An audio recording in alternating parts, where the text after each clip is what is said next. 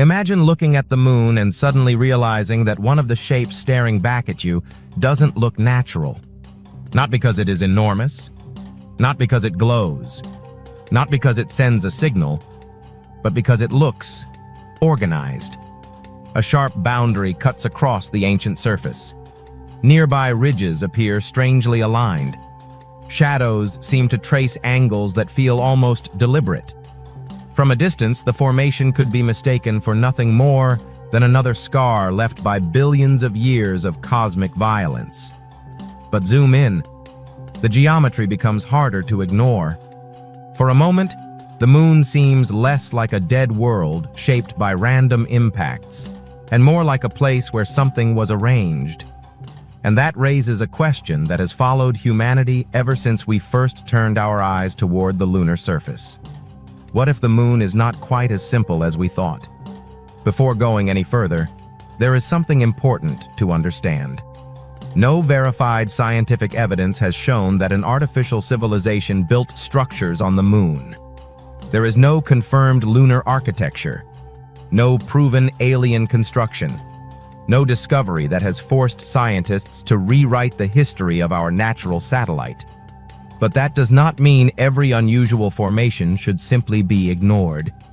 Because sometimes, the most interesting discoveries begin with something that looks wrong. For centuries, the moon was treated as a distant mystery. To the naked eye, it was a glowing disk, suspended in darkness. Ancient civilizations mapped its phases, created stories around its appearance, and watched its movements across the night sky. Then telescopes changed everything. Suddenly, the perfect circle in the sky became a landscape. Mountains, valleys, basins, ridges, thousands upon thousands of craters, a surface frozen in time. And the first major realization was almost unsettling in its simplicity. The moon was not smooth, it was scarred, everywhere. Its surface carried evidence of impacts so violent that entire regions had been transformed. Some craters stretched for hundreds of kilometers. Some were ancient beyond imagination.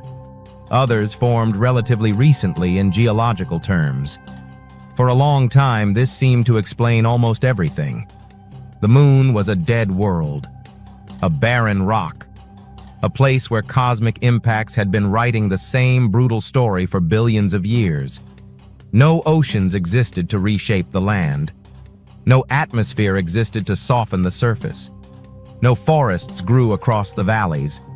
No rivers carved through the mountains. No tectonic plates constantly recycled the crust in the way Earth does. Whatever happened on the moon tended to remain. And that made the lunar surface one of the greatest geological archives in the solar system. But it also created a strange problem. The better we became at seeing the moon, the more complicated it became. Modern orbital missions transformed lunar exploration. Instead of seeing blurred gray patches, scientists could examine terrain at extraordinary levels of detail. Shadows could be mapped. Elevation could be reconstructed. Surface materials could be studied through different wavelengths. Radar could investigate beneath the dusty outer layer. And suddenly, formations that had once looked insignificant began to reveal unexpected geometry. Long ridges, sharp boundaries, clusters of depressions, repeating structures, linear patterns. Some were clearly geological. Others were more difficult to interpret at first glance. And this is where the story becomes interesting. Because human beings are extremely good at recognizing patterns. We see faces in clouds. We see shapes in shadows. We recognize lines, symmetry, repetition, and boundaries almost instantly. It is a survival mechanism. Our ancestors needed to notice movement in darkness, identify shelter, recognize danger, and distinguish meaningful shapes from a chaotic environment. But the same ability that helps us survive on Earth can become unreliable when we stare at another world, especially a world like the moon. Lunar surface is almost perfectly designed to confuse the human eye. There is no atmosphere scattering sunlight across the landscape. There is no soft blue haze between distant objects. Instead, sunlight strikes the surface directly. Bright areas can become extremely bright. Shadows can become almost completely black. A small ridge can cast an enormous shadow. A shallow depression can suddenly appear deep. A relatively ordinary rock can look like a wall when the sun is low on the horizon. And when an image is captured from orbit, the effect becomes even more dramatic. Scale disappears.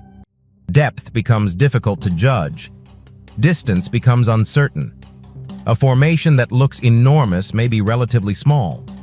A gentle slope can appear like a vertical structure.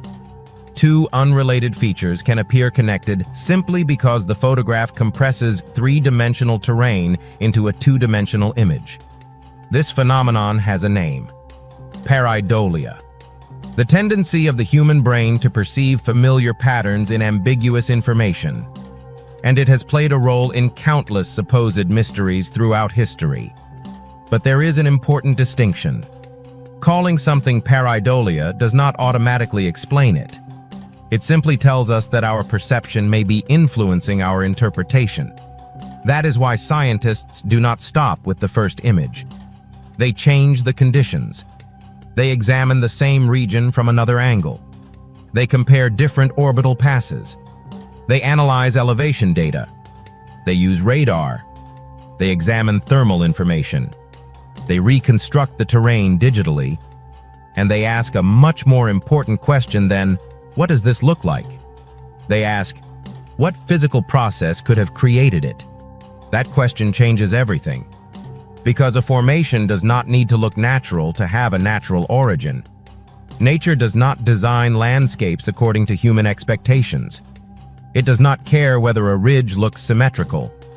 It does not care whether a crater chain resembles a road. It does not care whether intersecting fractures appear to form a geometric pattern. Physics simply operates. Gravity pulls. Impacts release enormous amounts of energy. Rock fractures under stress. Material is thrown outward and later falls back to the surface. Lava once moved across ancient lunar plains. Temperature changes repeatedly expanded and contracted exposed materials. Over millions and billions of years, these processes interacted. And when enough events overlap, something remarkable can happen. Chaos can begin to resemble order. A random impact can create a straight fracture. A massive collision can scatter debris into concentrated patterns. Multiple craters can overlap in ways that create surprisingly clean boundaries. Ancient lava flows can form sharp transitions between different regions. None of these processes requires intention.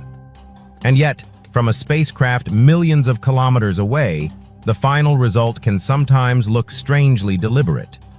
That is the tension at the center of the lunar mystery.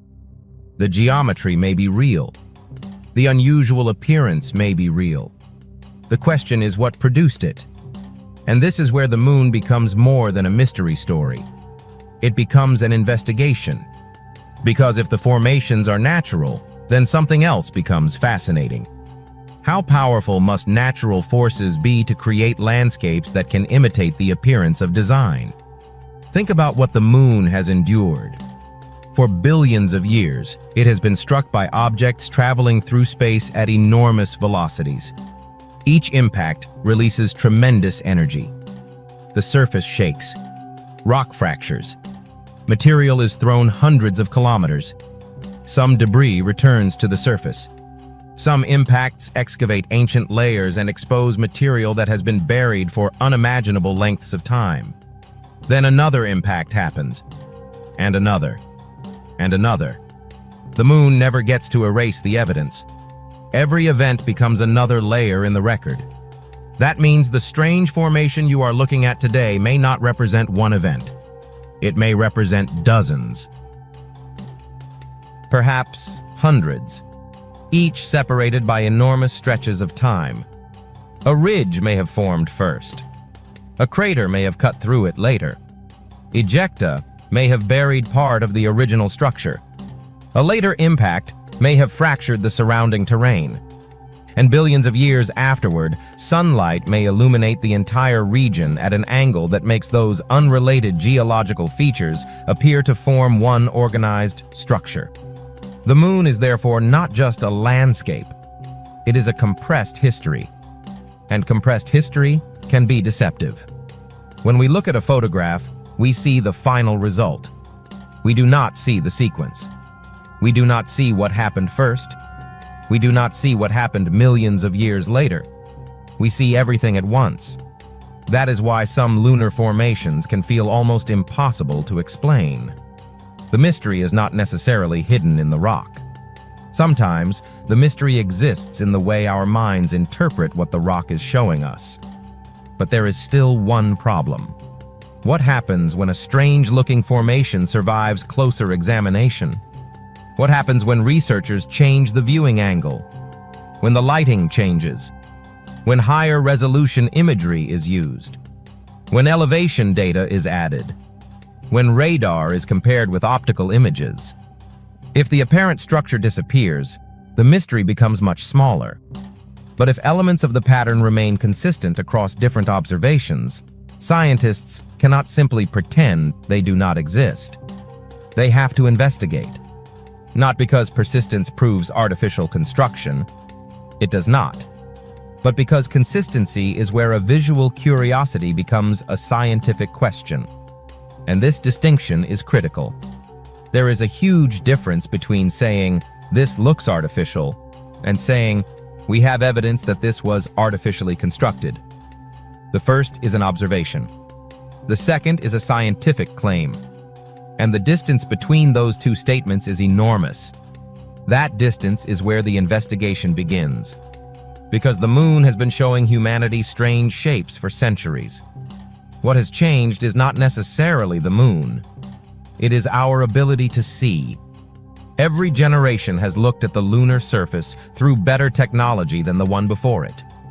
And every time the resolution improves, another layer of the ancient world becomes visible. The question now is not whether the moon contains strange formations. It clearly does. The real question is whether those formations are merely the expected consequences of billions of years of impacts and geological evolution, or whether something about them genuinely challenges what we understand about the lunar surface. And that is where the story gets darker. Because if the answer is geology, we have to confront something almost as astonishing as the mystery itself. The possibility that nature, given enough time, energy, and violence, can create structures so complex that they appear intentional. And if that is true, then perhaps the moon has never been hiding a civilization. Perhaps it has been hiding something much older, something written not by builders, but by time itself. The first explanation is also the one that seems almost too simple. Impact. For billions of years, the moon has been struck by objects moving through space at incredible speeds. Asteroids, meteoroids, and fragments left over from the violent formation of the solar system have collided with its surface, releasing enormous amounts of energy in seconds. And an impact does far more than create a hole. It can tear apart the crust. It can throw rock hundreds of kilometers. It can create shock waves that travel through the ground. It can expose buried layers that have remained untouched for ages. And when the debris finally falls back down, it can create patterns that look surprisingly organized. This is where some of the moon's most unsettling formations begin to make sense. Imagine a massive object striking the lunar surface. The collision happens almost instantly. A tremendous amount of energy is transferred into the ground, vaporizing some material while pulverizing and ejecting other material outward. The original crater becomes only one part of the event. Around it, an enormous blanket of debris spreads across the surrounding landscape. Some of that material lands close to the crater. Some travels much farther, and some is thrown into trajectories that carry it across the lunar surface before gravity pulls it back down. When that debris impacts again, it creates secondary craters. One impact has suddenly produced dozens, hundreds, or even thousands of smaller geological features. And sometimes those secondary craters appear in lines, or arcs, or clusters. From orbit, those patterns can look remarkably deliberate. A chain of craters may resemble a path carved across the surface. A group of similarly sized depressions may look as though someone placed them at calculated intervals. A series of parallel ridges may appear almost like walls. But the moon does not need a builder to produce them. It only needs physics. And physics can be surprisingly good at creating order from an event that begins with chaos. This is one of the most important things to understand about lunar geology. Natural does not always mean random looking. The laws governing impacts are not random. Gravity follows predictable rules. Projectile trajectories follow predictable rules. Material behaves according to its density, velocity, angle, and composition. When a large impact occurs, the resulting debris is not simply scattered in every possible direction with no pattern. It follows physical constraints. That means certain arrangements can emerge naturally. And when those arrangements are photographed from the right angle, they can look almost impossible. Consider crater chains. Some appear to stretch across large sections of the lunar surface. Their alignment can immediately trigger the human instinct to search for intention. Why would several craters form in a line? Why would they be spaced like that? Why would their shapes appear so similar? The answer can sometimes be found in the object that created them. An asteroid or comet fragment can break apart before reaching the surface. Instead of one projectile, the moon receives several pieces. Each fragment follows a similar trajectory. Each strikes within a related region. The result is a sequence of impact craters. From above, the pattern can look organized. But the organization is not artificial. It is ballistic. The same principle applies to secondary impacts. A large collision launches material outward. Some fragments travel along related paths. When they return to the surface, they can form concentrated clusters. Again, the pattern can appear structured. But the structure is a consequence of the original impact. And the larger the collision, the more complicated the resulting landscape becomes. This is why the moon can be so deceptive. We tend to think of a crater as a single event, a hole, a depression, a simple scar. But a large crater is more like the center of an explosion frozen in time. Its walls can collapse. Its floor can fracture. Its central peak can rise from the rebound of compressed material. Its ejecta can cover surrounding terrain. Its secondary craters can extend far beyond the main basin. And later impacts can cut through everything. What appears to be one structure may actually be a geological conversation between multiple events separated by millions of years. This is what scientists mean when they talk about complex or composite terrain. The surface we see today is not a clean record of individual moments. It is the accumulated result of countless processes. And sometimes, those processes produce surprisingly geometric boundaries. Take fractures. The lunar crust has experienced immense stress throughout its history. Massive impacts can send shockwaves through solid rock. Those forces can produce cracks that extend across long distances. Some fractures follow relatively straight paths. Others branch. Some run parallel. Some intersect. When viewed from above, these networks can resemble an engineered framework. Imagine looking down at a dark landscape and seeing several long lines crossing at sharp angles. Brain immediately begins searching for meaning. A road, a wall, a foundation, a boundary. But beneath that interpretation is something much simpler: stress. Rock does not need intelligence to fracture along predictable paths. It responds to pressure. It responds to energy. It responds to weaknesses within the crust. And over geological time, those fractures can become some of the most visually striking features on the moon. The same applies to ancient volcanic activity. The moon may appear completely dead today, but its past was very different. Long ago, enormous regions of the lunar surface were affected by volcanic processes. Molten material flowed across ancient basins. Some of these lava plains eventually cooled into vast, relatively smooth regions. Later impacts cut into them. Fractures crossed them. New material was deposited over them. The result is a layered landscape where sharp boundaries can form between different geological materials. From orbit, those transitions can look almost artificial. A clean edge between one surface and another. A long, straight boundary. A strangely uniform region surrounded by irregular terrain. But geology can create boundaries that appear precise without any intention behind them. This is one of the central lessons of the lunar mystery. Appearance is not mechanism. A formation can look engineered while being produced by completely natural forces. And the deeper scientists investigate, the more important that distinction becomes. Because the question is not whether the moon contains geometric shapes. It does. The question is whether those shapes require an intelligent explanation.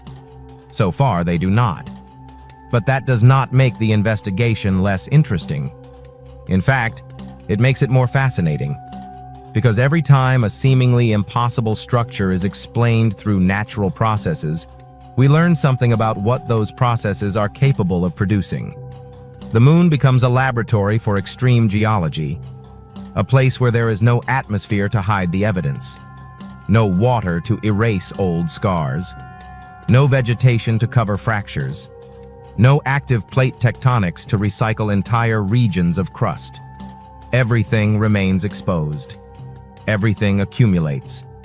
And every impact adds another layer. There is another reason these formations can look so organized. Scale. From a spacecraft, enormous distances can be compressed into a single image. Features separated by kilometers may appear visually connected. Small differences in elevation can disappear. Large geological structures can dominate the frame while tiny details vanish. This changes how we perceive relationships between objects. A crater chain may look perfectly straight when viewed from one angle, even though the actual points exist across uneven terrain. A fracture may appear to connect two ridges when it actually passes behind one and several hundred meters away from another. A cluster may seem symmetrical because the photograph captures only the most visible features. This is why scientists rarely treat visual geometry as sufficient evidence. They need the third dimension. They need elevation. They need distance. They need composition. They need to know what exists beneath the surface. Without those measurements, a photograph can tell us what something looks like. It cannot necessarily tell us what it is. And this is where modern lunar exploration becomes critical. High-resolution optical imagery is only the beginning.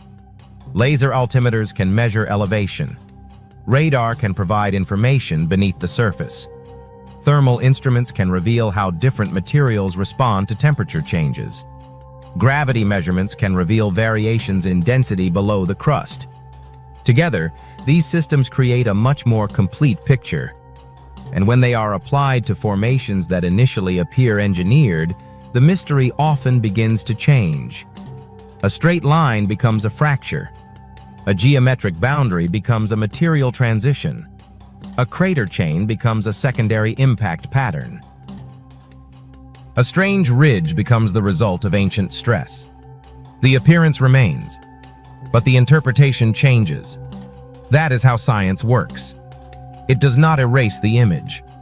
It explains the process behind it. And sometimes, that explanation is more extraordinary than the first impression. Because the moon has had billions of years to experiment with physics. Billions of years of impacts. Billions of years of thermal stress. Billions of years of debris accumulating and being rearranged. Billions of years without erosion to erase the evidence. Given enough time, even simple processes can create extraordinary complexity. But there is still a question that impact geology cannot answer by itself. What happens when the lighting changes? What happens when the same formation is viewed from another direction? And what happens when scientists stop looking only at the surface and begin looking beneath it? Because the next layer of the mystery is not written in the shadows, it is buried underneath them. And that is where the moon becomes even harder to read. There is a reason the moon can look completely different from one photograph to another. The surface has not moved. The mountains have not disappeared. The craters have not changed shape. And yet, the same landscape can suddenly appear to contain walls, towers, corridors, geometric boundaries, or structures that seem almost impossible to explain. The reason is something far more ordinary: light. On Earth, we rarely experience sunlight without an atmosphere.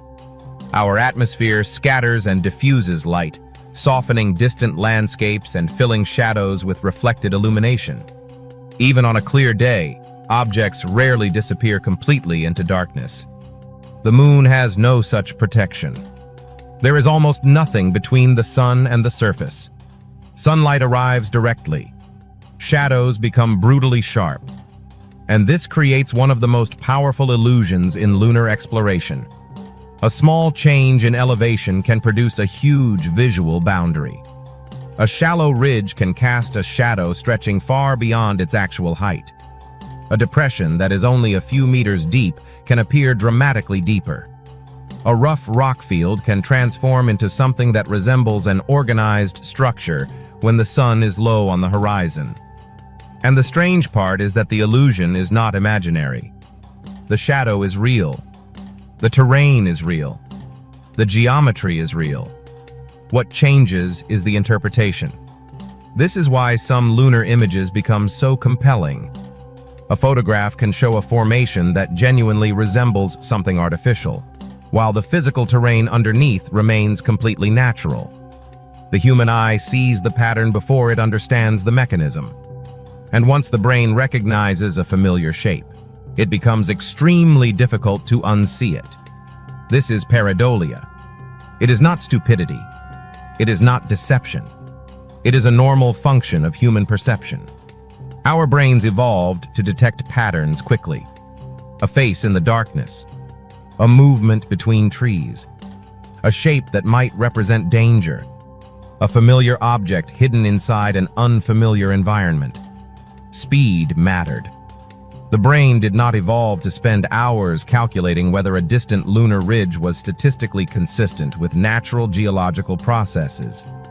It evolved to make rapid decisions. That works extremely well on Earth. But the moon is not Earth. Its landscape contains visual conditions humans almost never encounter naturally. Extreme contrast, almost total darkness, no atmospheric haze, unfamiliar terrain, and photographs taken from enormous distances. The result is a perfect environment for misinterpretation. Imagine looking at a crater when the sun is near the horizon. One side of the crater wall is illuminated. The other side disappears into darkness. The boundary between them can become so sharp that the brain interprets it as an artificial edge. Move the sun. The apparent wall changes. Move it again. The wall may disappear entirely. Nothing happened to the crater. Only the lighting changed. This is why scientists do not treat a single photograph as a final answer. They compare, they rotate, they reconstruct, they measure. A formation that appears strange under one lighting condition must survive observation under others. If its geometry changes dramatically when illumination changes, that is an important clue. It suggests that light and topography are playing a major role in the appearance. But if a feature remains physically consistent from different angles and under different illumination conditions, then scientists can begin to investigate its actual structure. That is where modern technology becomes essential. One of the most powerful tools is laser altimetry. Instead of asking what the surface looks like, laser instruments measure its elevation. They can build detailed maps showing the actual shape of the terrain. The shadows disappear from the equation. A dark region is no longer simply dark. It becomes a measurable slope. A suspected wall becomes a change in elevation. A geometric-looking boundary becomes a geological surface with measurable dimensions. This distinction is enormous because photographs can be interpreted, measurements can be tested, and the moon is increasingly being studied through measurements rather than appearance alone. Radar provides another layer. Unlike ordinary optical imagery, radar can reveal information about surface properties and, depending on the system and conditions, subsurface structure. Thermal instruments add another perspective. Different materials heat and cool at different rates. A formation that looks uniform in visible light may behave very differently when measured thermally. This can reveal differences in composition, density, or surface properties that are invisible to the human eye. Suddenly, the strange structure becomes less mysterious. Not because it disappears, but because more information becomes available. And this is one of the most important patterns in lunar science. The moon becomes less deceptive as the number of independent measurements increases. A single photograph can suggest. Multiple datasets can test. Suppose an apparent geometric structure is visible in an optical image. At first, it looks almost artificial. Then scientists examine its elevation.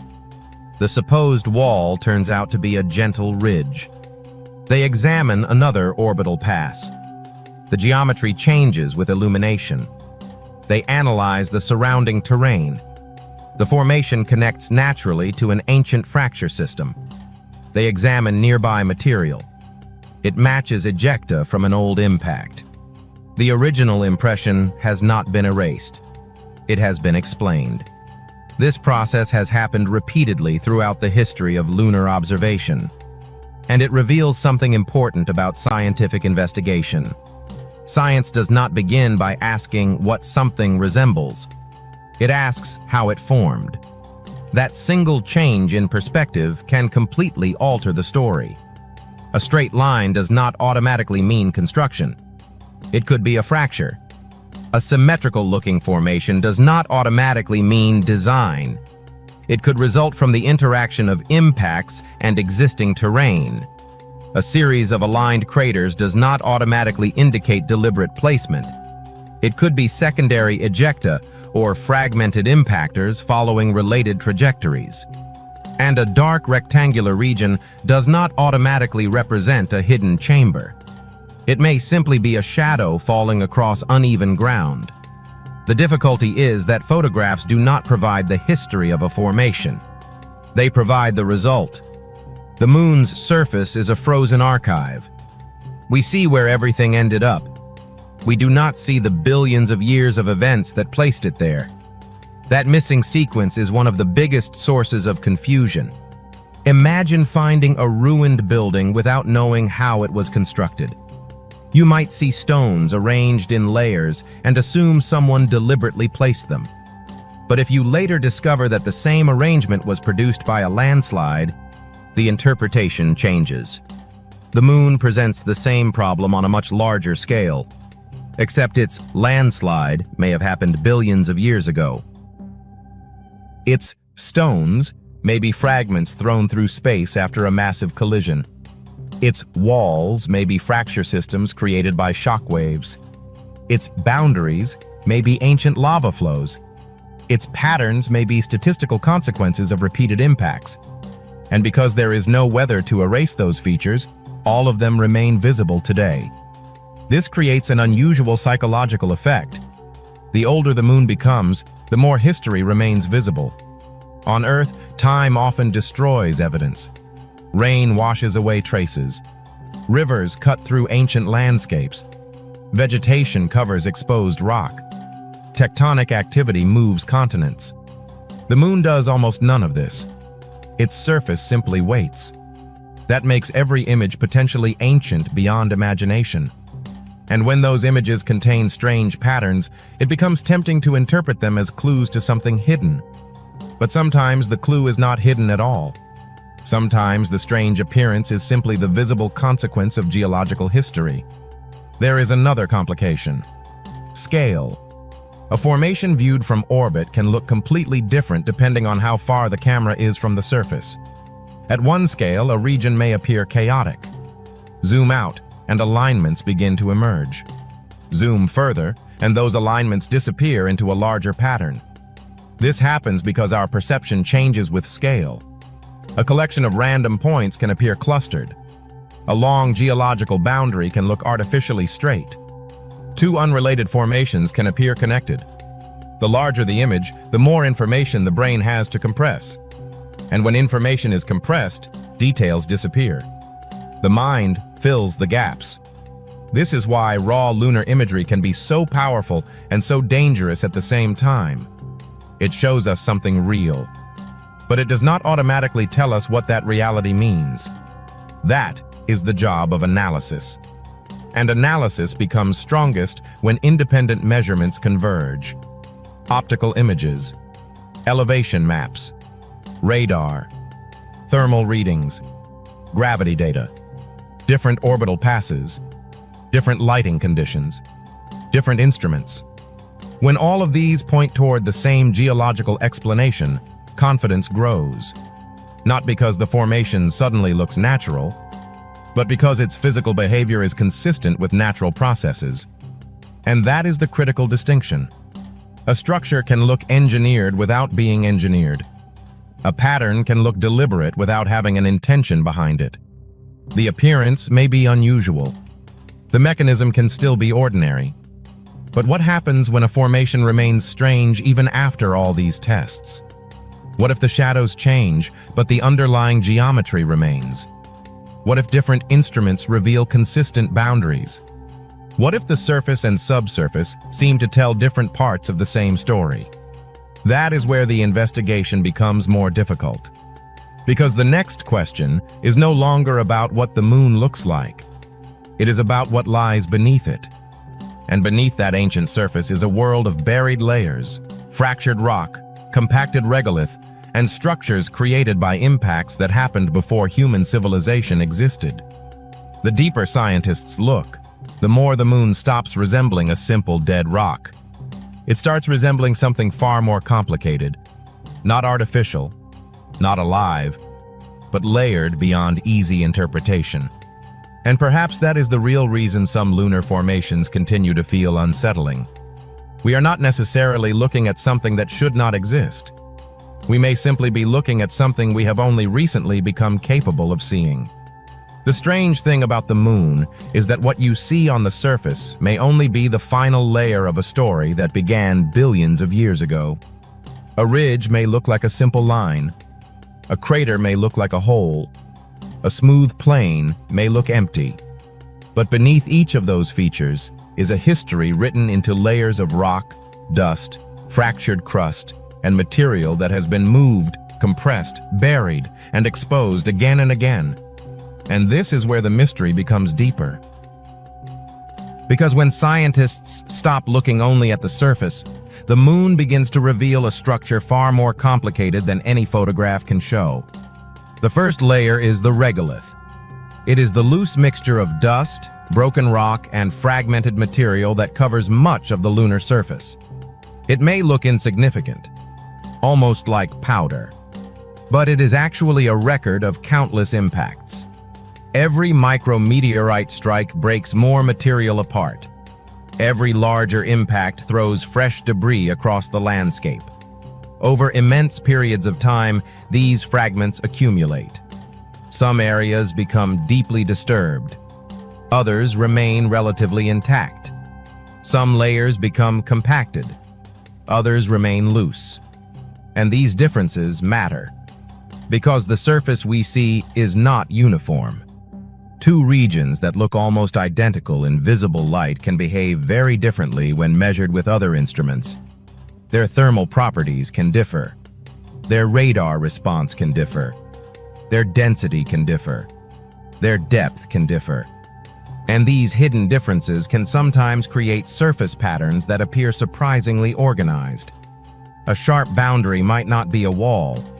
It might be the edge of one material layer meeting another. A straight ridge might not be a constructed structure. It could be the visible expression of a fracture buried beneath the surface. A repeated pattern might not represent deliberate placement. It might be the result of multiple impacts interacting with the same geological layer. The Moon is full of these hidden relationships. And unlike Earth, it has preserved them for an almost unimaginable amount of time. On our planet, the surface is constantly being destroyed and rebuilt. Water moves sediment. Wind erodes rock. Ice reshapes mountains. Life covers exposed terrain. Continents move. Crust disappears beneath other crust. The Earth is constantly rewriting itself. The Moon barely does. That makes it a geological archive. But archives have a problem. The older they become, the more layers they contain. And when layers accumulate without being erased, separating one event from another becomes extremely difficult. Imagine a page on which someone wrote a sentence. Then another person wrote over it. Then another. Then another. Eventually, the page would contain a dense collection of lines that overlap in ways that are difficult to interpret. The Moon is like that page. Only the writing is made of impact craters, lava flows, fractures, ejecta, and ancient crust. A crater forms. Millions of years later, another impact partially destroys it. Later, a lava flow fills part of the basin. Then a smaller impact cuts into that lava. Then debris from a distant collision lands across the region. The final landscape contains evidence of all those events simultaneously. And when we photograph it today, we see the finished composition, not the sequence. That difference is critical, because without sequence, natural structures can look intentional. This is why scientists use more than photographs. Radar can reveal information that visible light cannot. Thermal measurements can show how different materials respond to the enormous temperature changes on the lunar surface. Laser altimetry can reconstruct elevation with extraordinary precision. Gravity measurements can reveal variations in density beneath the crust. Together, these data sets allow scientists to move beyond appearance. Instead of asking, "Does this look like a structure?" they can ask, "How deep is it? What is it made of? How does it connect to surrounding terrain? Does its density match nearby material? Could an impact create this geometry? Does the structure continue beneath the surface?" Those questions are much harder to manipulate with visual illusion, and they often transform the mystery. A formation that looks like a massive artificial wall in an optical image may turn out to be a shallow ridge. A dark, rectangular area may turn out to be a depression with unusual thermal properties. A seemingly organized cluster may correspond to buried ejecta from an ancient impact. The more dimensions scientists add to the investigation, the more difficult it becomes for an illusion to survive. But the Moon does not always become simple. Sometimes the additional data reveals more complexity. That is especially true in regions where ancient impacts have heavily modified the crust. Massive collisions can fracture rock deep below the surface. The shock waves do not stop at the visible crater. They travel outward. They compress some regions. They fracture others. They can create networks of weakness that remain preserved for billions of years. Later impacts may exploit those weaknesses. A new crater forms along an older fracture. Another collision occurs nearby. Material is thrown across the region. The original fracture becomes buried, exposed, or modified. Eventually, what remains is a complicated structure that may appear highly organized from above. But the organization is a geological inheritance. One event creates a condition. Another event reacts to it. Then another. Over geological time, cause and effect accumulate. This is one reason the Moon can appear almost architectural. Not because someone built it, because physics can create connected systems. And once those systems are preserved for billions of years, their relationships remain visible. Ancient lava flows add another layer to the story. The Moon is often imagined as completely inactive. But that is mostly a statement about its present state. Its early history was far more dynamic. Large regions were resurfaced by volcanic activity. Molten material filled ancient basins. Some flows spread across enormous distances before cooling. When they solidified, they created broad plains with boundaries between different materials. Later impacts cut into those plains. Fractures crossed them. New deposits covered portions of them. The result is a geological landscape made of layers. From orbit, those layers can create lines and boundaries that look remarkably clean. A lava boundary can resemble a designed edge. A fracture can resemble a corridor. A group of overlapping structures can resemble a planned arrangement. But the apparent order can emerge naturally from the interaction of physical processes. This is one of the most important ideas in the entire investigation. Nature does not need to be random to be natural. There is a common assumption that natural formations should look chaotic.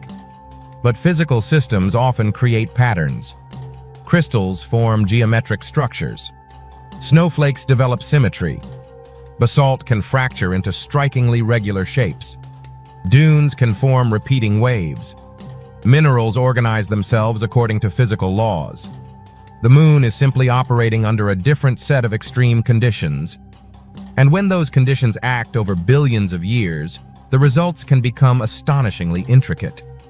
That is why a formation looking engineered is not enough. The appearance must be connected to a mechanism. If physics can produce it, the natural explanation remains stronger. This is also where regolith becomes important. The lunar surface is constantly bombarded by tiny particles. Over time, impacts pulverize exposed material and redistribute it. This process can soften some boundaries while exposing others. It can create subtle variations in brightness and texture. And because there is no wind or rain to redistribute the dust in the way they do on Earth, the material behaves very differently. Some regions become heavily disturbed. Others preserve ancient surfaces. This difference can create visual boundaries that look sharper than expected. When sunlight strikes those boundaries, the contrast can become dramatic. Again, the eye sees structure. The instruments see material behavior. And material behavior is what scientists trust. But there is still something unsettling about the idea that all of this complexity is natural. Because if the moon can produce such intricate patterns without intelligence, then the question becomes larger than the original mystery. How much apparent design can emerge from simple laws? How much structure can time create? How much complexity can billions of impacts produce? The moon provides a rare environment for answering those questions. It has been exposed to the same basic forces for an almost unimaginable length of time. And because the evidence has not been erased, we can study the results today. This is why lunar exploration is not simply about taking better photographs. It is about reconstructing history. Every layer of data removes another piece of ambiguity. Every measurement tells us something about what happened. And every new mission has the potential to reveal another connection between events that once appeared unrelated. The strange formation that captured attention may therefore be only one visible piece of a much larger geological system.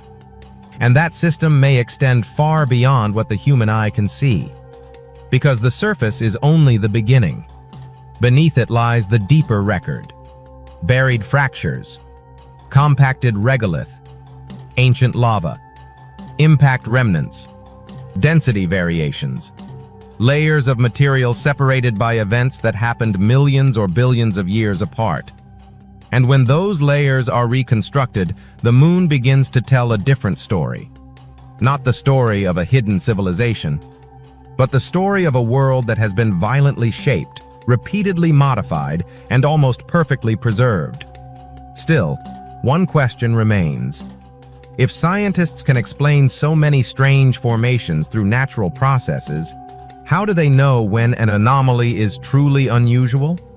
At what point does a strange image become a scientific problem rather than a visual illusion? And how many independent measurements are enough before a formation can be considered genuinely understood? Those questions lead to the next stage of the investigation. Because the real test is not what the moon looks like. It is whether the evidence continues to agree when the moon is examined from every possible direction. The real mystery begins when the same lunar formation is no longer just a picture. A single image can fool almost anyone. A shadow can become a wall. A ridge can become a road. A cluster of rocks can become a pattern. And once the human brain sees that pattern, it becomes surprisingly difficult to unsee it. But science has a way of asking a much harder question. What happens when you change the lighting? What happens when you change the angle? What happens when you use a completely different instrument? And most importantly, does the formation still exist when the image is taken away? That is the point where a strange-looking lunar feature either becomes a genuine scientific anomaly or begins to collapse into something much more ordinary. The moon is an especially difficult place to make that distinction. Its surface is brutally exposed to sunlight. There is no atmosphere to scatter the light. No clouds soften the contrast. No haze blurs distant terrain. Instead, sunlight strikes the surface directly, producing shadows that can stretch across craters and ridges with extraordinary sharpness. A small change in elevation can create a massive dark region. A shallow depression can suddenly look impossibly deep. A narrow ridge can cast a shadow that makes it appear several times larger than it really is. And this creates one of the most powerful illusions in lunar imagery: geometry without context. The human eye sees the boundary. It does not automatically understand the geological process that created it. That is why scientists rarely trust a dramatic image by itself. They compare it. They rotate it. They reconstruct the terrain. They examine the same location at different times of the lunar day. And sometimes, they discover something fascinating. The mysterious structure changes. Not physically. Visually. When the sun moves, the shadow moves. When the shadow moves, the apparent shape changes. A formation that looked like a rectangular wall at one angle suddenly becomes an ordinary slope. A line that appeared perfectly straight becomes irregular. A supposed opening becomes a shallow depression. And what looked like architecture turns back into geology. This is one of the reasons multi-angle observation is so important. A real physical structure should remain physically consistent even when its appearance changes. Its height should remain measurable. Its boundaries should remain connected. Its position should remain fixed. Its shape should correspond with the underlying terrain. An optical illusion does not behave the same way. It depends on conditions. Change those conditions, and the illusion begins to break apart. But not every unusual feature disappears. Some remain. And this is where the investigation becomes more interesting. Because persistence does not prove artificial construction. It simply means the feature is real enough to deserve deeper analysis. Scientists then begin asking a different set of questions. Is the structure visible in elevation data? Does it appear in radar measurements? Does its thermal signature match the surrounding terrain? Does the composition of the material differ? Does the formation continue below the surface? Does it connect naturally with nearby fractures, crater rims, or lava deposits? These questions transform the investigation from visual speculation into physical analysis. Imagine seeing a perfectly straight line across a lunar image. The first reaction might be immediate. It looks artificial. But then researchers examine the elevation model. The line turns out to be a shallow fracture. Then they compare it with regional geology. Similar fractures appear hundreds of kilometers away. Then they examine the orientation. It follows a stress pattern expected from ancient impacts. Suddenly, the mystery changes. The line is still there. The geometry is still striking. But the explanation is different. It is not evidence of construction. It is evidence of how the moon's crust responded to enormous forces.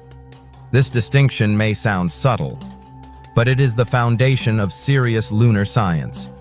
Scientists are not trying to determine whether something looks strange. They are trying to determine why it looks strange.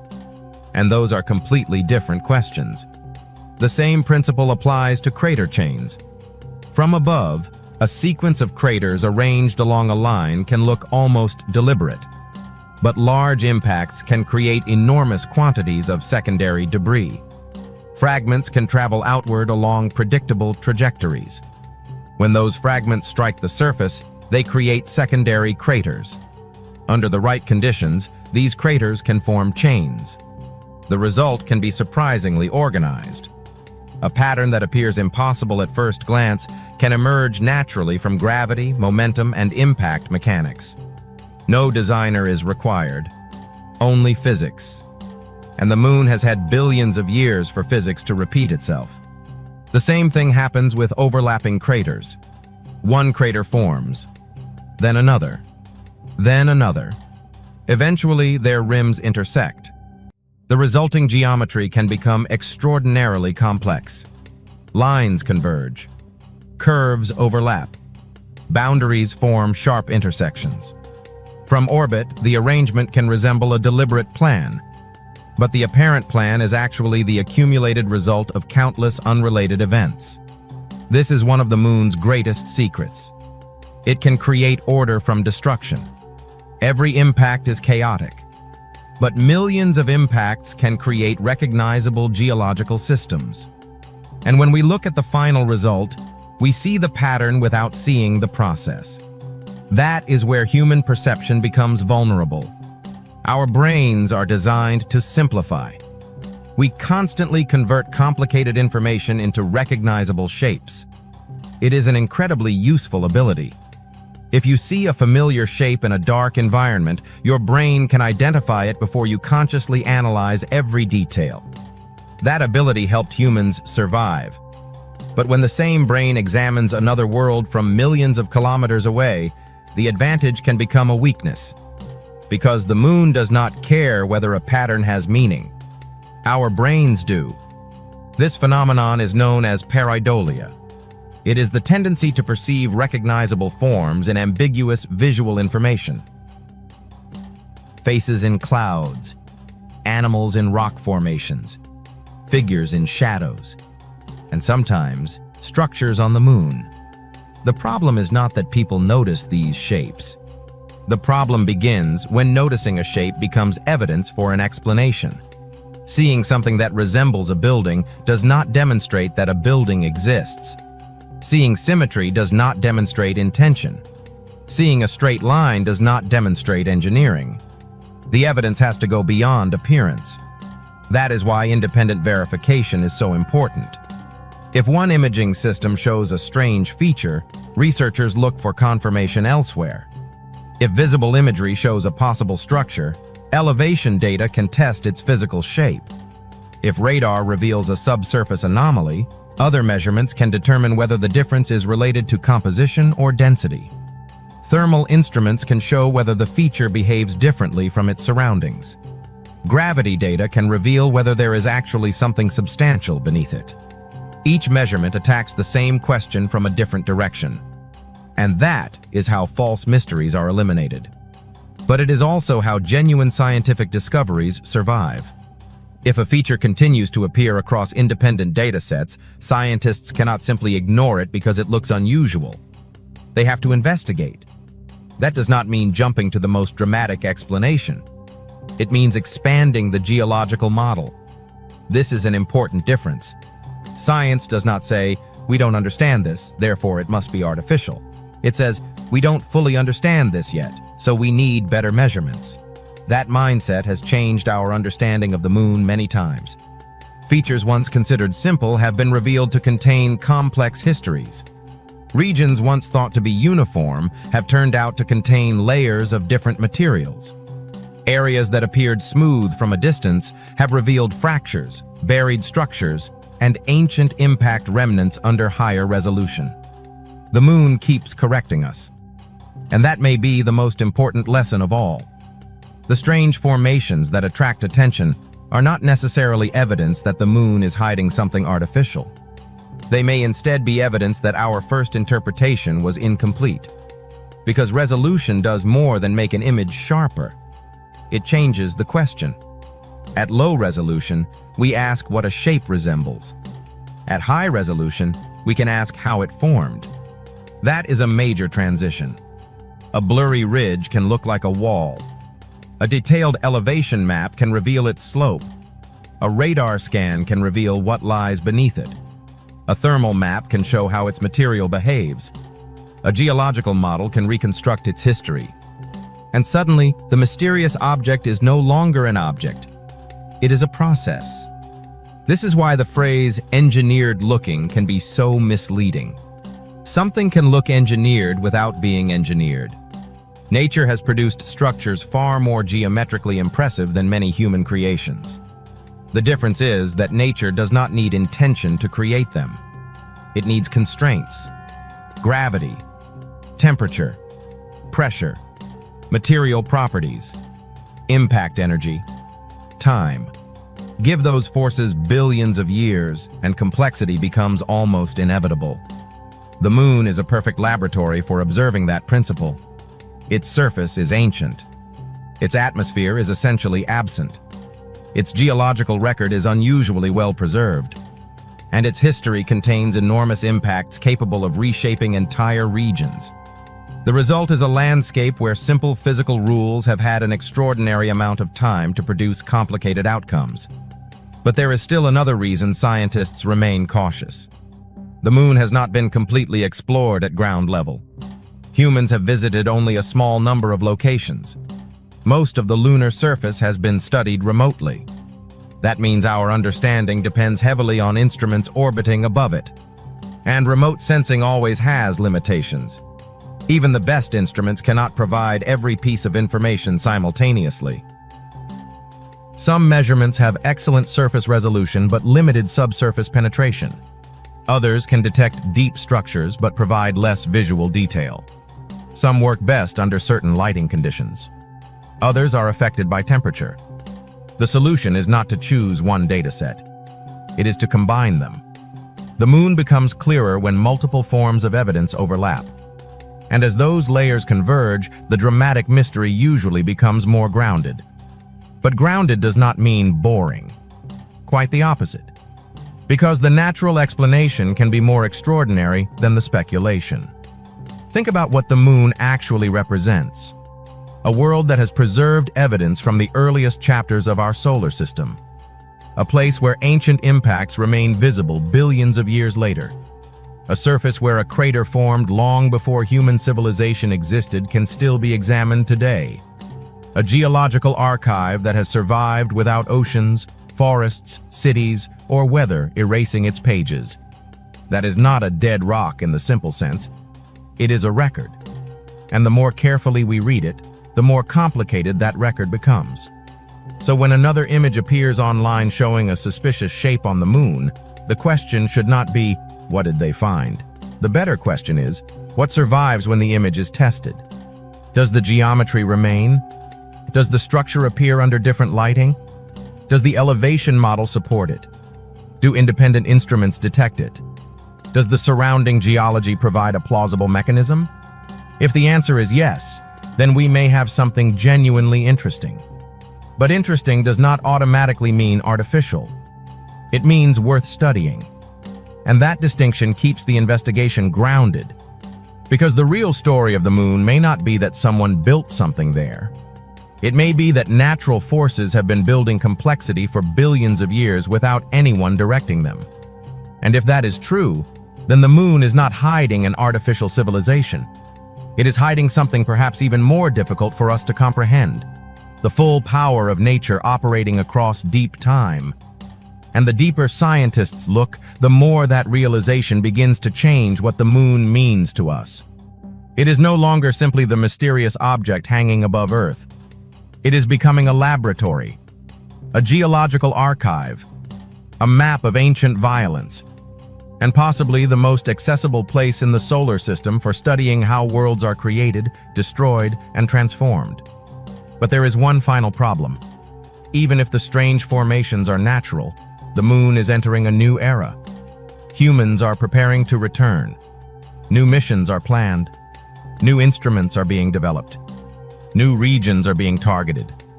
And this time, we will not simply be looking at the moon from a distance. We will be going back, which raises an entirely different question. What happens when the next generation of lunar explorers reaches the places where today's most mysterious images were taken?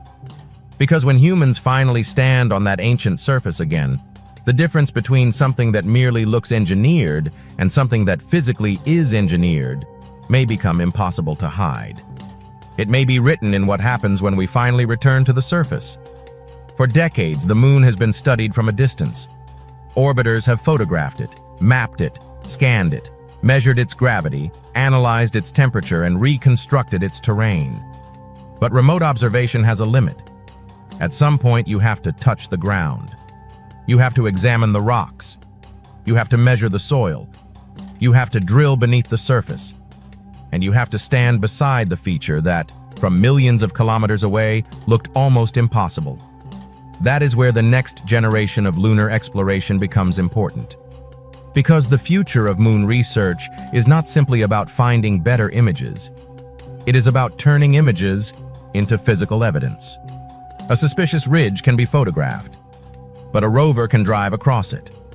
A strange patch of terrain can be mapped, but a drill can penetrate it.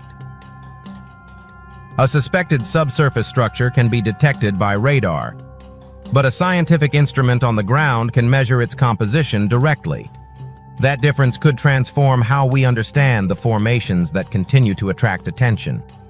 And it could finally answer some questions that orbital imaging cannot. But there is another reason the moon is becoming important again. Humanity is no longer thinking about the moon only as a destination. We are beginning to think of it as infrastructure, a place where future missions could operate for longer periods, a place where resources might eventually support exploration deeper into space. And that changes the meaning of lunar discovery. Because if the moon becomes a permanent scientific and technological environment, understanding its geology is no longer optional. It becomes essential. One of the most discussed resources is water. For decades, scientists suspected that water could exist in the permanently shadowed regions near the lunar poles. These areas are extraordinary. Some crater interiors receive almost no direct sunlight. Because the moon's axis and orbital geometry create regions where sunlight may never reach certain locations, temperatures can remain extremely low. These cold traps could preserve volatile materials for enormous periods of time. Water ice is especially important, not simply because humans need water, but because water can potentially be separated into hydrogen and oxygen. Those elements could be useful for life support. They could potentially contribute to fuel production. And that means a resource already present on the moon could someday help support missions farther into space. But the lunar economy does not stop with water. There is also helium-3, rare metals, useful minerals, and materials that could potentially support manufacturing away from Earth. The idea of using lunar resources may sound futuristic, but the underlying principle is straightforward. Every kilogram of material launched from Earth requires enormous energy. If future explorers can obtain some of what they need locally, the moon could become a staging point rather than simply a destination. And suddenly, the strange formations we see on the surface become part of a much larger conversation. Because before humans can build anything on the moon, they need to understand what the moon already contains. They need accurate maps. They need stable terrain. They need to know where subsurface voids exist. They need to understand radiation. They need to measure dust behavior. They need to identify areas where landing and construction would be practical. In other words, the same technology being used to investigate lunar mysteries could eventually become the technology used to build a lunar presence. And this is where science fiction begins to overlap with reality. Imagine a future rover approaching one of the formations that, in orbital images, appears almost engineered. From above, it looks geometric. From the ground, the rover sees something different. Layers, fractures, loose debris, ancient impact material. The shape that looked like a wall from orbit turns out to be a natural ridge formed by an ancient event. That discovery would not make the mission a failure. It would make it a success, because the goal was never to confirm a mystery. The goal was to replace uncertainty with evidence. But imagine the opposite. Imagine the rover reaches the formation and discovers something that does not match the existing geological model. Not an alien city, not a hidden machine. Something much more scientifically important. A structure whose composition, geometry, or internal organization cannot be explained by known lunar processes. That would be a genuine anomaly. And the scientific world would respond very differently from the way the internet often does. There would be no immediate declaration, no dramatic conclusion, no assumption of extraterrestrial construction. There would be testing, replication, independent analysis, samples, measurements, more missions, because extraordinary discoveries require extraordinary confirmation. And that is precisely why returning humans and advanced robotic systems to the moon matters. The moon provides an opportunity to test ideas physically. But there is another complication. The more valuable the moon becomes, the more crowded it could become. Scientific missions may eventually be joined by commercial operations, mining experiments, communication systems, landing infrastructure, research stations, power systems, and perhaps eventually permanent habitats. That raises a question that has almost nothing to do with aliens. Who gets to use the moon? For centuries, the moon was beyond practical ownership. It was visible to everyone but reachable by almost no one. Now technology is changing that. If lunar resources become economically valuable, questions about ownership, extraction, environmental impact, and international cooperation will become increasingly important. The moon may be a natural world, but human activity could eventually transform parts of its surface. And there is an uncomfortable irony here. We are studying the moon because it preserves ancient history better than almost anywhere else. But if we begin developing it aggressively, we could become one of the forces that alters that record. A rover leaves tracks. A lander disturbs soil. A drilling operation changes a geological site. A future base could permanently transform its surroundings. The same world that has remained almost untouched for billions of years could eventually become a place of human activity. That means preservation matters. Some lunar regions may have exceptional scientific value. Ancient sites, unique geological formations, permanently shadowed environments, potentially fragile deposits, even historic human landing sites. These places could become protected scientific zones. Because once something is disturbed on the moon, the evidence may be impossible to reconstruct exactly as it was. The moon's lack of atmosphere does not mean it is immune to human impact. It simply means the consequences behave differently. Dust can travel during landings. Equipment can disturb ancient layers. Mechanical activity can alter the surface. And future industrial operations could create changes visible from orbit. This is why the next era of lunar exploration requires more than technology. It requires rules, international cooperation, scientific standards, and a clear understanding of what should be explored, what should be preserved, and what should remain untouched. There is also a larger question. Why return at all? If the moon is not hiding an artificial civilization, why spend so much effort going back? Because the moon is one of the best laboratories we have. It contains a record of early planetary history. Its rocks preserve information about the formation of Earth and the broader solar system. Its surface provides a natural laboratory for studying impacts, radiation, vacuum environments, and extreme temperatures. And its proximity makes it an ideal testing ground for technologies that may eventually be used on Mars and beyond. The moon is close enough to reach relatively quickly. That matters. A failure on the moon can potentially be corrected. A failure millions of kilometers away is much harder to survive. So the moon may become the place where humanity learns how to live beyond Earth before attempting something far more difficult. And this brings us back to the mysterious formations. The public fascination with these structures may be based partly on imagination. But that fascination has one useful consequence. It reminds us that there is still much we do not know. Not because evidence points toward hidden builders, but because the moon is enormous, ancient, and complicated. Every new mission has the potential to overturn an assumption.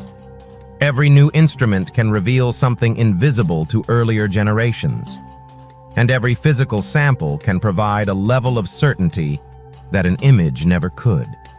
The next generation may look back at today's lunar photographs the same way we look at early telescopic drawings. Useful, important, but incomplete. They may see details we cannot see. They may understand structures that currently appear confusing. They may even discover geological processes that have not yet been fully modeled. But whatever they find, one principle will remain essential. The appearance of a thing is not the explanation for a thing. A structure can look artificial and still be natural. A pattern can look random and still have a physical cause. And a mystery can remain a mystery without becoming evidence for a dramatic conclusion. That distinction is what separates exploration from speculation. And the moon is giving humanity a rare opportunity to practice that distinction. Because soon, some of the places we now study remotely may become destinations. Rovers may cross them. Astronauts may walk across them. Drills may penetrate their layers. Sensors may analyze their chemistry. Samples may eventually return to laboratories on Earth.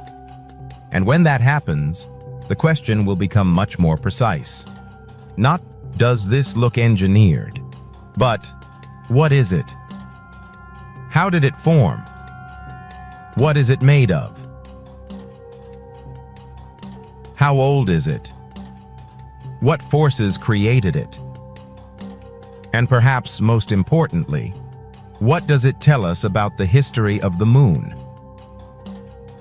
That is the kind of mystery worth pursuing. A mystery that does not depend on fear.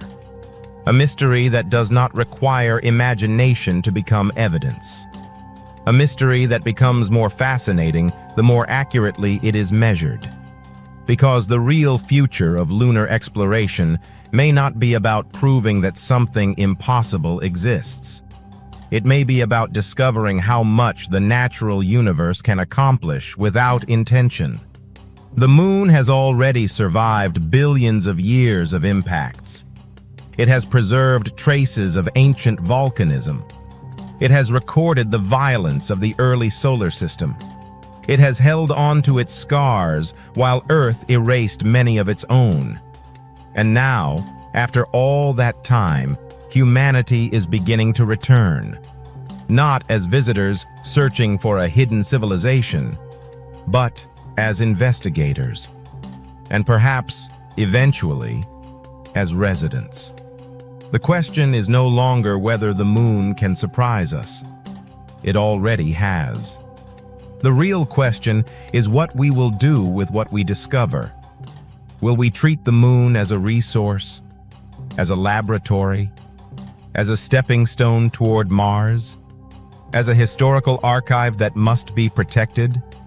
or as all of these things at once. Those decisions may shape the next century of space exploration. And somewhere beneath the shadows of the lunar surface, the formations that once looked impossible will continue to wait. Some will become ordinary geology. Some will reveal new science. And perhaps a few will remain unexplained for much longer. But there is one thing the evidence tells us clearly. We do not need artificial structures to make the moon extraordinary. Its natural history is already strange enough. And the deeper we look, the more we realize that the greatest mystery may not be what was built on the moon, but what the moon itself has been building for billions of years. The moon has been watching Earth for longer than humanity has existed. Before cities, before written history, before the first human ever looked into the night sky and wondered what was beyond it. The moon was already there. Its surface was already carrying scars from ancient impacts. Its valleys and mountains were already preserving events that happened billions of years before the first civilization appeared. And now, for the first time in human history, we are capable of looking at those scars in extraordinary detail. That is where this story finally comes together. The strange formations, the sharp edges, the apparent symmetry, the unusual alignments, the shadows that seem to reveal something hidden. At first, they appear to suggest a possibility that feels almost impossible. Could something have been built there? Could the moon contain evidence of an intelligence that existed before us?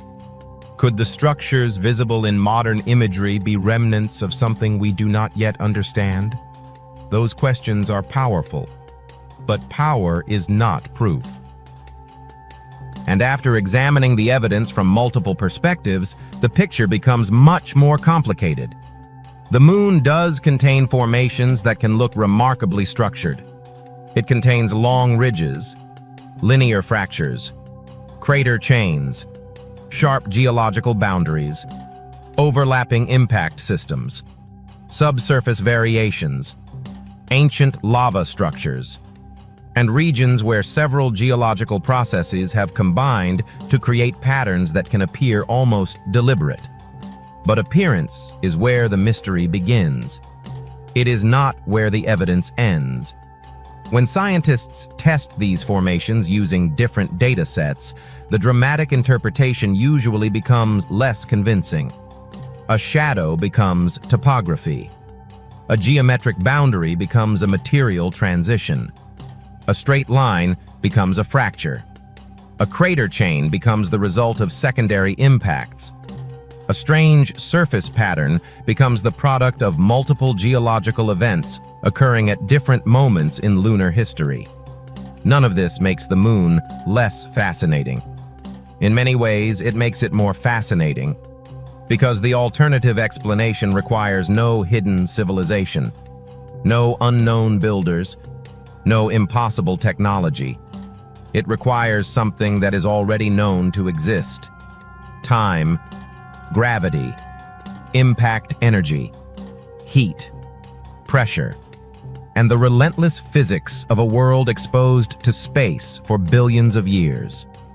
The moon is proof that simple forces can create extraordinary complexity when given enough time. And perhaps that is the real lesson hidden inside this mystery. We often assume that complexity requires intention. If something appears organized, we instinctively look for an organizer. If something appears designed, we look for a designer. But nature repeatedly challenges that assumption. Crystals can form precise structures. Snowflakes develop symmetry. Minerals create geometric patterns. Fractures can propagate in surprisingly straight lines. Planetary surfaces can develop repeating formations through entirely natural processes. The moon takes these principles and extends them across geological timescales that are almost impossible for the human mind to imagine. A single impact can create thousands of fragments. Those fragments can travel outward. Some strike the surface again. Those secondary impacts create new craters. Those craters interact with older terrain. Later impacts modify them again. Volcanic material may cover part of the landscape. Fractures may cut through it. New debris may bury those fractures. And millions of years later, an orbiting spacecraft photographs the final result. What does the camera see? Not the chaos that created it. It sees the pattern left behind. And the human brain sees that pattern and tries to understand it.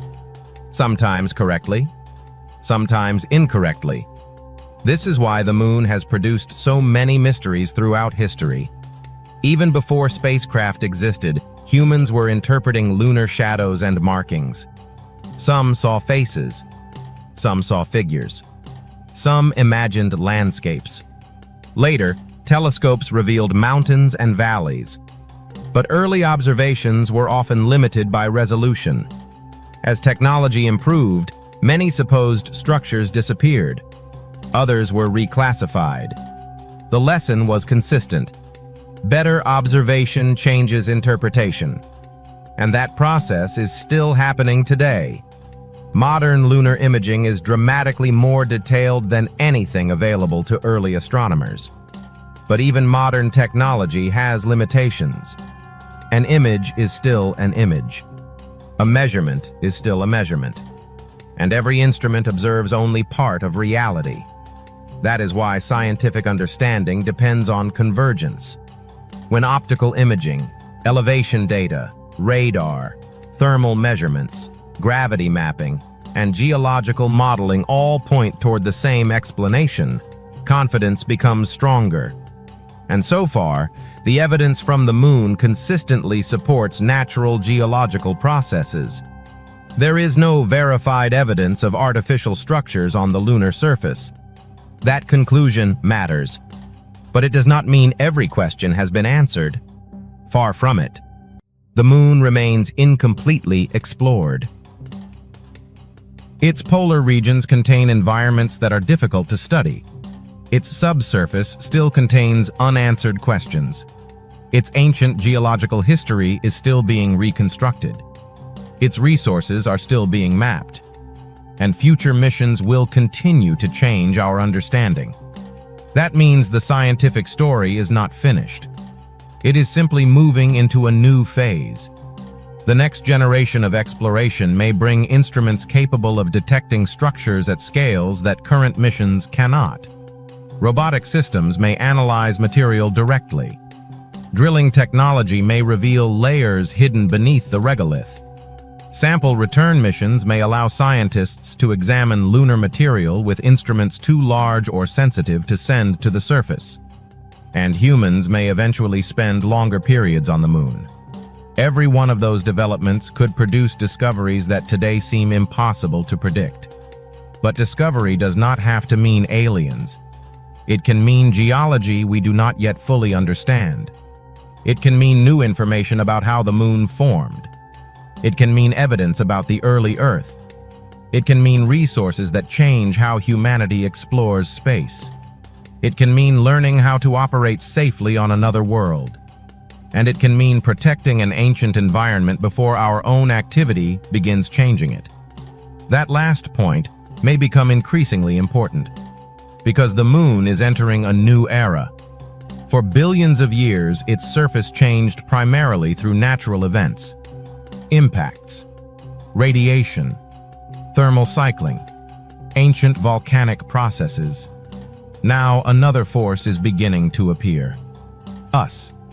Humanity has already left footprints on the moon. Those footprints remain. The hardware remains. The tracks remain. And in the future, there may be much more. Rovers, landing systems, scientific stations, communication equipment, potential resource extraction, maybe even permanent habitats. The moon could become the first world beyond Earth where human activity becomes continuous. That possibility creates an extraordinary responsibility, because the moon is not simply empty territory. It is a geological archive. It contains evidence that cannot be recreated once disturbed. If a future mission reaches an ancient formation of exceptional scientific value, should it be preserved?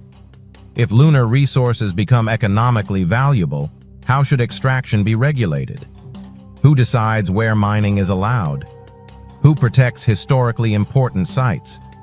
How do nations and private companies share access? These questions may sound distant, but they are no longer purely science fiction. As lunar exploration becomes more practical, these questions become unavoidable, and they reveal something important about the original mystery. The most consequential questions about the moon may not be about what was built there. They may be about what we are about to build there. For billions of years, the moon existed without human involvement. Now we are beginning to change that. And that means future generations may look at today's untouched lunar regions the way we look at ancient landscapes on Earth, as records of a world before human development. That possibility makes careful exploration essential. We should investigate. We should measure. We should send robots. We should return samples. We should eventually send humans. But we should also remember what makes the moon scientifically valuable in the first place. It preserves. It remembers. It holds on to evidence. And once that evidence is disturbed, some information may never be recovered in its original form. So perhaps the greatest lesson from the engineered moon mystery is not that the moon contains hidden architecture. It is that our perception is still learning how to deal with worlds we cannot experience directly. A distant image can create a powerful impression, but science asks us to go further. Look again. Measure again. Change the angle. Use another instrument. Test another explanation. And if the evidence survives all of those challenges, then investigate it even more carefully. That process may sound less dramatic than declaring a discovery of alien structures, but it is far more powerful, because speculation can create a story in seconds. Evidence can take decades, and evidence is what survives. So where does that leave the mysterious formations that started this investigation? They remain interesting. Some are visually striking. Some represent complicated geological histories. Some may still require better data, but none currently provide verified evidence that an artificial civilization constructed structures on the moon. The strongest explanation remains natural geology, ancient impacts, fractured crust, volcanic activity, secondary cratering, regolith movement, thermal stress, and the long accumulation of events across billions of years. The moon does not need builders to create something that looks engineered. It had an unimaginably long time to create complexity on its own. And perhaps that is more profound than the mystery we originally imagined. Because if natural processes can produce landscapes that appear almost designed, then the boundary between order and chaos is far more complicated than we usually assume.